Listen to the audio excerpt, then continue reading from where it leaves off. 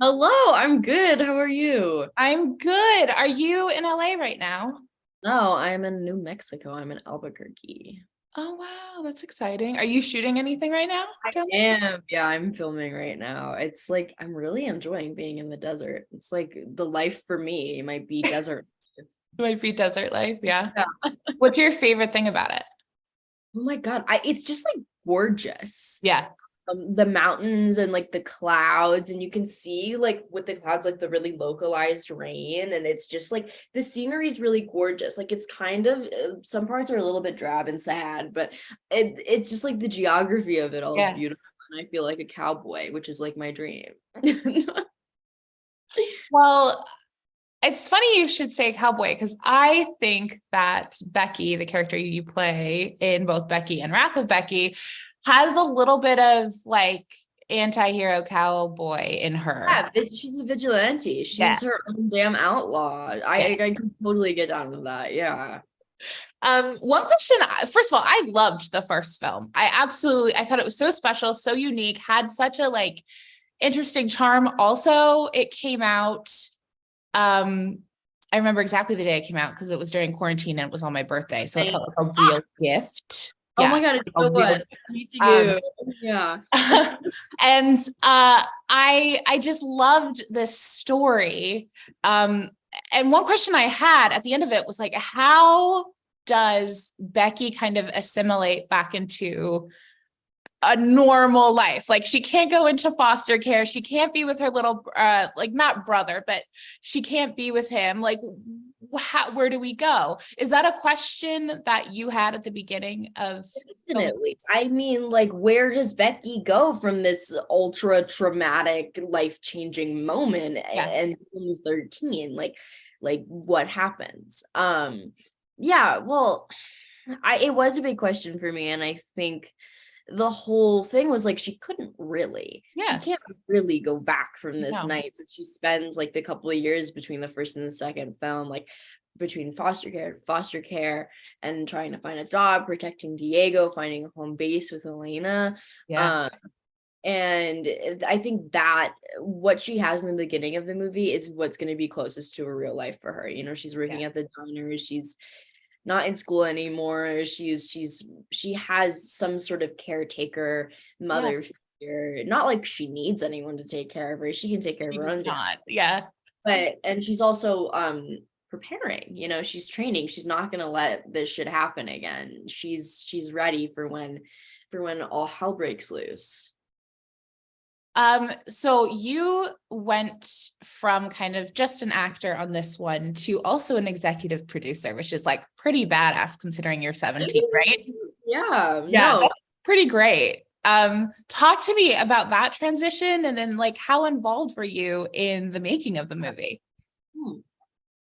Well, it was amazing for me. I remember when producers came up to me like, "Do you want to do this?" I was like, "Fuck yes!" Like, why would I say no? So I was really just like let in on the creative process completely. I was there from when there were different writers and directors, and then more different writers and directors, and then a different script, and then a different story. And it was a long process to see where we really wanted to land creatively with the team of people and with the direction the story was going.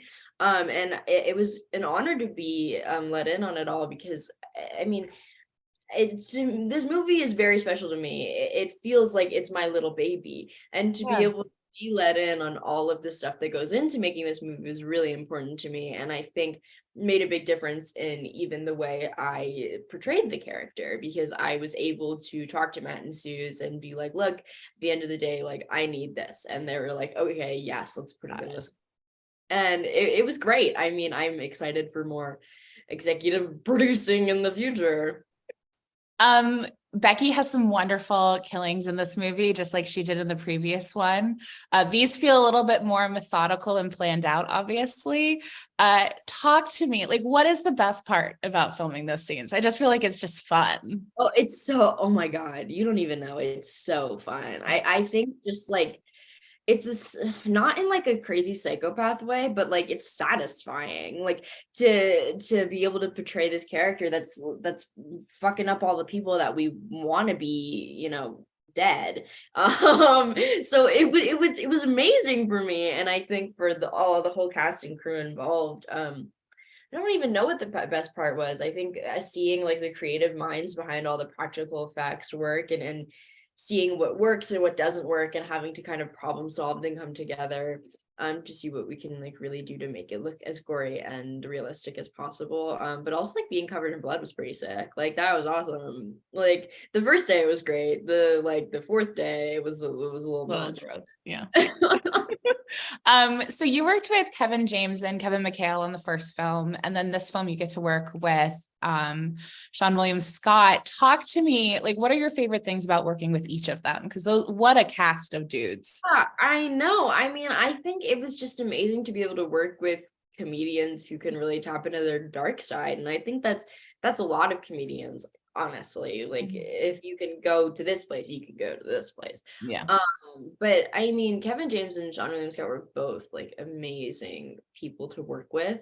And it was really fascinating to see the switch between this just like wonderful human being. Like both of them were genuinely just like great people. And they were like, Sean William Scott is the nicest man I have ever met in my whole entire life. Like I will never meet a sweeter man than him. And I can say that so confidently.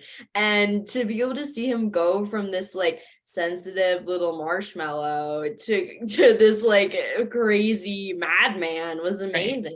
Right. And like inspirational, honestly. Like you don't have to be method to like kick some ass and also be amazing.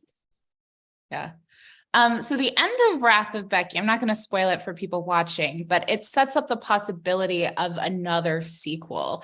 Is this a character that you want to like visit in 60 years?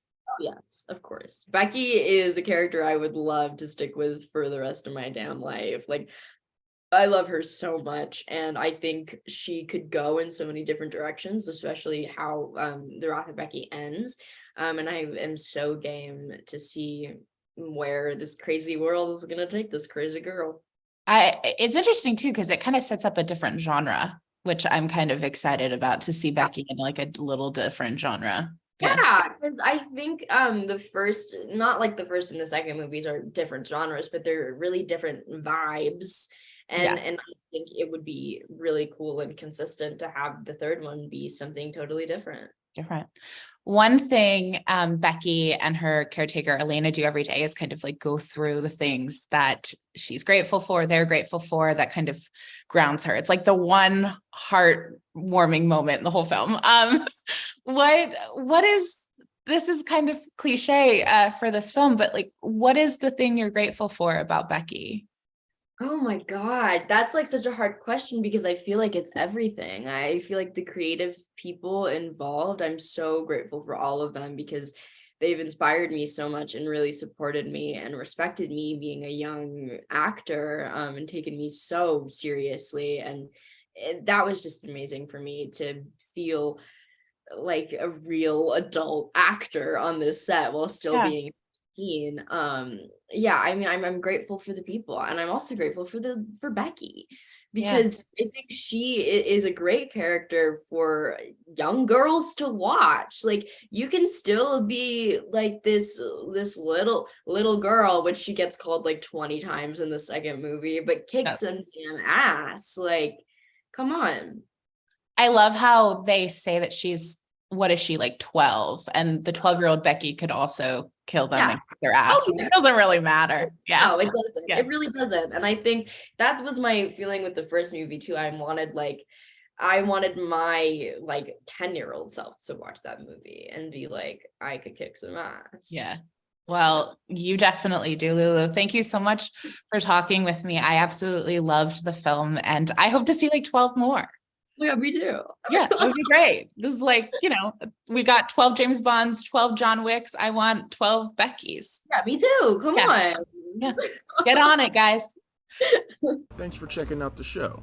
If you like what we're laying down, please subscribe to our channel and click the bell to receive notifications for all of our latest stuff.